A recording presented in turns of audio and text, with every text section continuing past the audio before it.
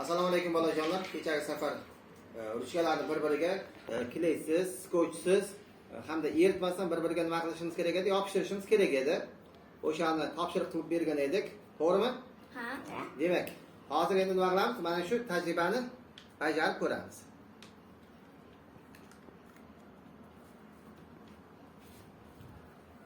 Bir-biriga qaraylikchi.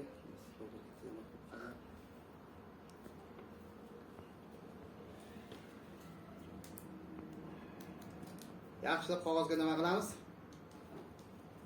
O'raymiz. Mustahkam qilib.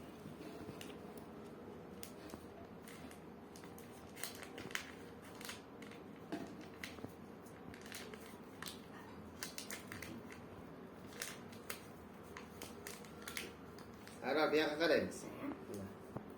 Nima bo'lib qoldi? Kelasi bir-biriga yopishib qoldi. Voy, yo'q. Qo'yolchi. Ko'pchilik bizni aldayapti deb o'ylashi mumkin. Yaxshi unchalik qisilmay qoldi.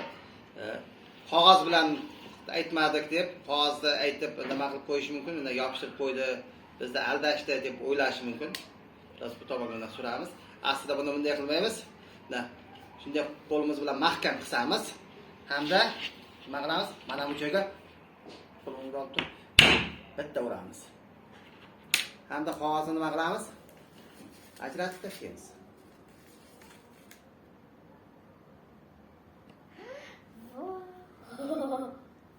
Demak, nima qilib qoldi? Yopishib qoldi.